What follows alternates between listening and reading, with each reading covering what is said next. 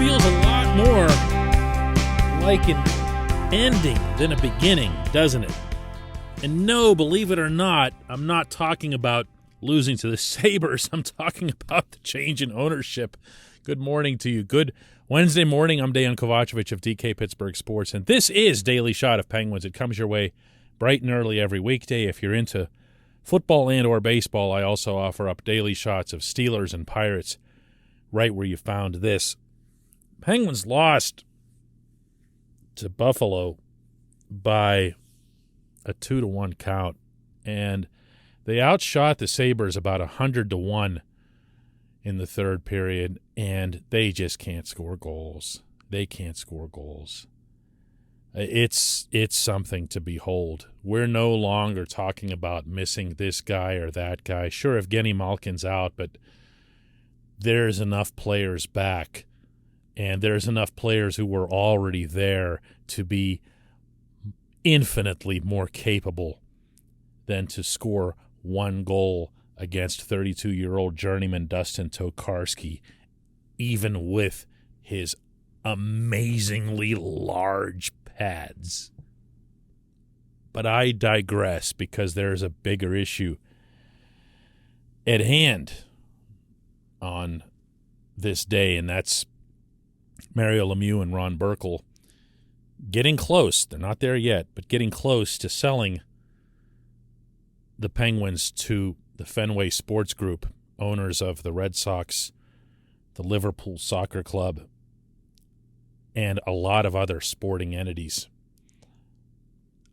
It'll come, if and when it's completed, which I believe that it will be, at a price of $900 million, something I reported exclusively today on our website, DK Pittsburgh Sports. And it'll come with a feeling of unease.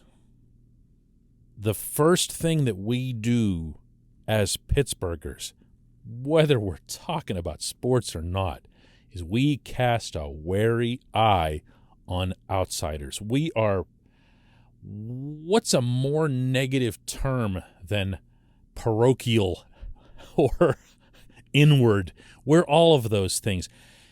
If you're born and raised here, as I am, you find that endearing. You find that to be part of what makes us who we are. If you're not, it's rough, man. You have to come here and pay penance. You have to stand at the top of Mount Washington and drop to your knees in prayer or something.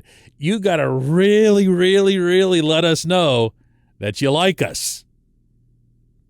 So we're going to be beyond hesitant about any outsider coming in and buying any of our sports teams, except if it was the Pirates. That's a different matter.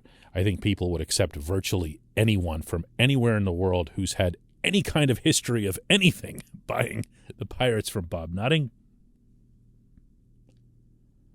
But we're not going to look at John Henry, the owner of the Red Sox, and say, oh, yeah, this is perfect. Yeah, he's a Boston guy. He's actually not a Boston guy. He was born in Illinois, grew up a St. Louis Cardinals fan, has owned the Marlins and the Orlando Magic and a bunch of other things at various points. Doesn't appear to really be all that attached to anything except making money and or success in whatever form it takes, because that's kind of the personality that you need to have to be into sports. But you don't look at that and think, oh, no, it's an evil Boston person coming in. He's going to be cheering for the Bruins in the back of his mind. He has there's not anything like that in his background. But we're going to be unsettled by it. We were always going to be unsettled, if we're being honest here, by anyone other than Mario being in control. Why? You can trust him. You can trust him.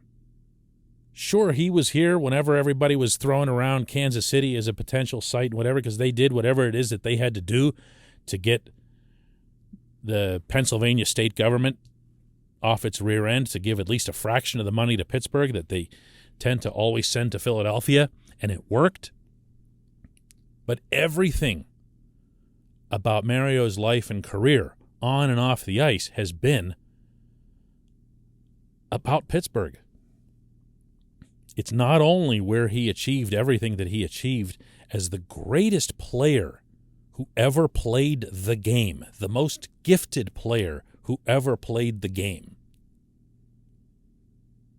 It's also what he and Natalie have achieved off the ice and in our community and continue to do every day. They're part of who we are. Talk about accepting someone from the outside. They're part of us.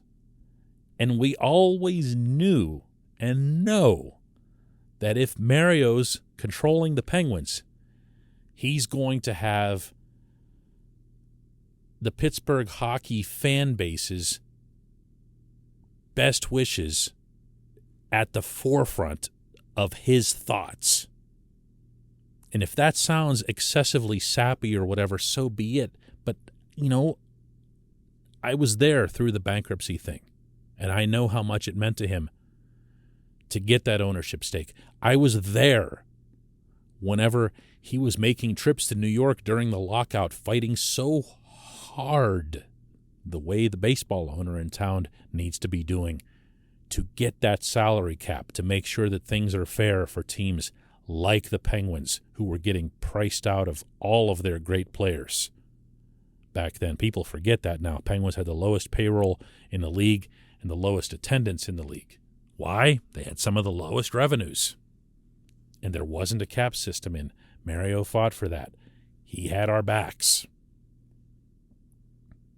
And then more cups, more championships, more commitment, ensuring that the star players stayed, ensuring that whenever management screwed up the way Ray Shero did, they'd make a change.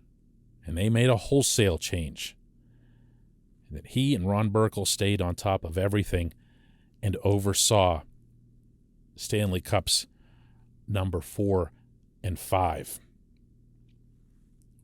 Everything is okay as long as Mario's there. So when I reported late yesterday afternoon that Mario was staying on, in fact, that the Fenway people had insisted that Mario would stay on because, and this is what I was told, they wanted no part of being the people that drove Mario out. I like that on multiple levels. I liked seeing Mario and Natalie at the game last night. I'll bet they didn't like watching that particular game, but you know what I'm saying. I liked hearing that these guys were at least aware enough of their situation, meaning the Fenway people, that this guy's got to stay. We can't have him going anywhere. He's got to retain some kind of stake. He's got to be an owner. He's got to be a voice. He's got to be a presence. So that in and of itself is a good start.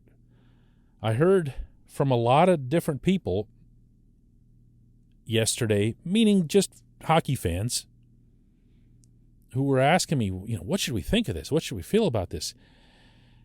And my answer is, I don't have any idea. I don't have any idea. And I'm not going to make one. I'm not going to do a judgment before I even hear from John Henry or I hear from this group. What's their plan? What's their vision? What do they have in mind? What do they think of the Penguins? What do they think of Pittsburgh as a hockey market? What do they think of Pittsburgh, period? I don't know. I don't know that. I haven't heard from them yet. None of us have. And when we do, and I believe that'll be sooner rather than later, based on everything I was picking up yesterday, the only thing I can advise for anybody who would be seeking that sort of thing from me is open mind. We're not all that great at that as Pittsburghers. We're just not. open mind. This will not be the first sports franchise that is bought, owned, operated by someone who doesn't live here. This will not be the first franchise where the owner isn't in the box for every game, which John Henry most assuredly would not be, or probably even a significant portion of them. These things do exist. This is where the sports world is heading. These franchises are being sold to really crazy, super rich people and big conglomerates like this. That's where this is heading. I'm not saying that I think the Steelers are headed there, and I'm definitely not predicting that the Pirates will be sold, because that'll never happen. But this is not unusual. And the fact that 66 will still be there and reporting for work, and the fact that he did so last night and sat through that crap should tell you a lot. When we come back, just one question.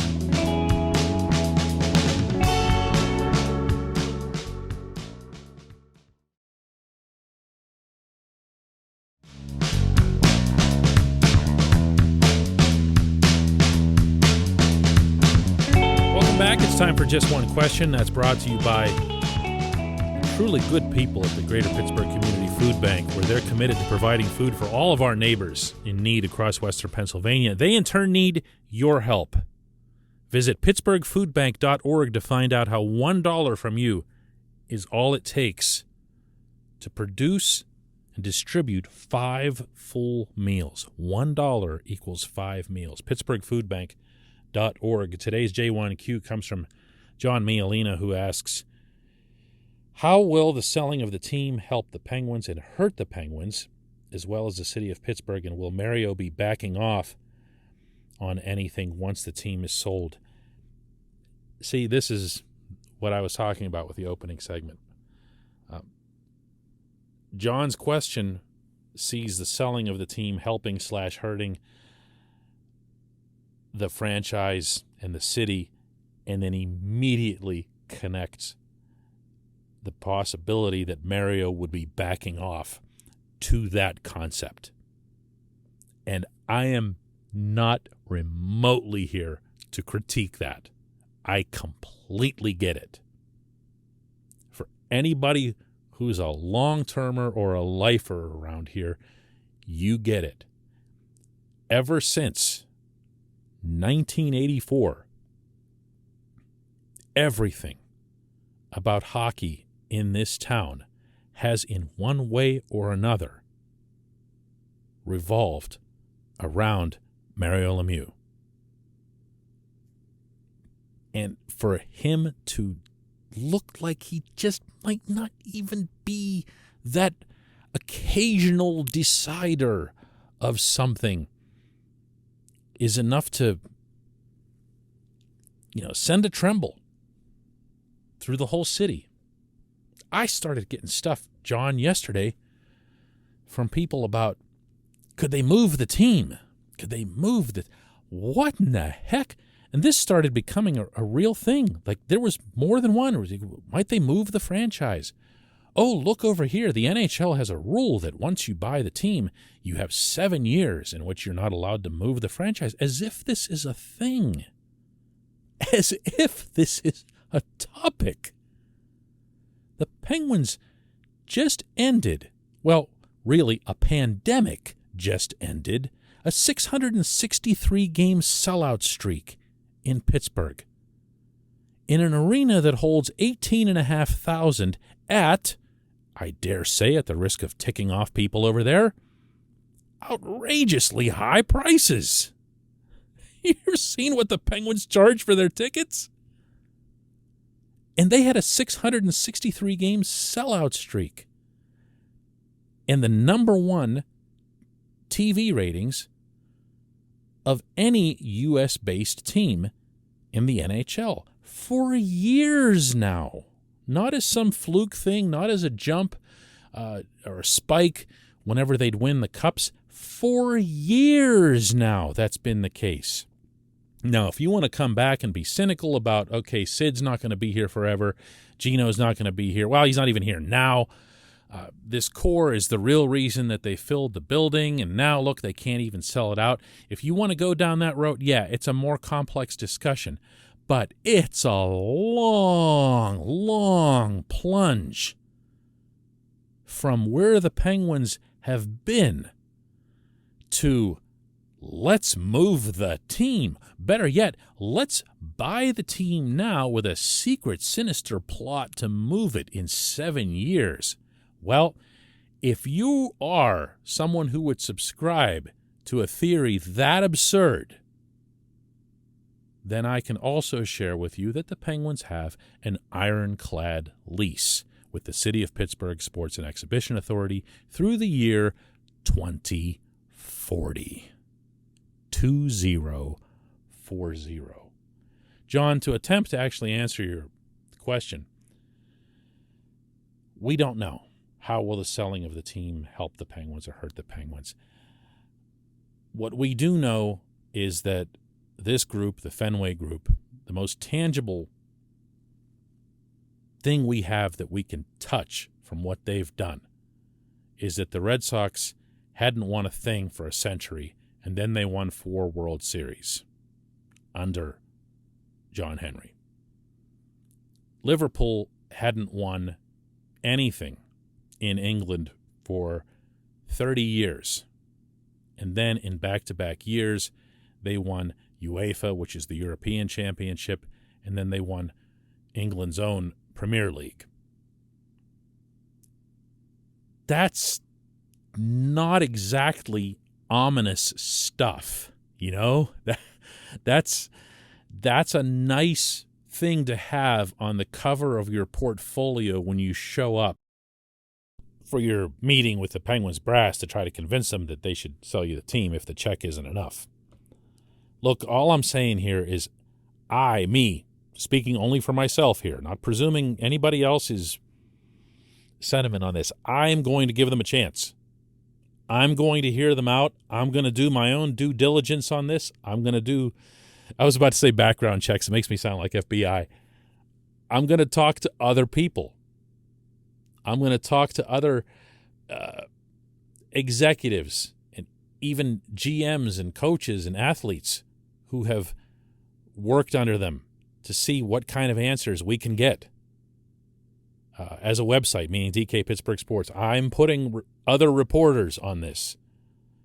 And then I'm also going to have open ears once they do eventually make it to Pittsburgh and face us and share their thoughts with us. Now, if they make us go to Boston for this press conference, I am out. OUTT out. I appreciate everybody listening to this episode of Daily Shot of Penguins. Let's do another one tomorrow.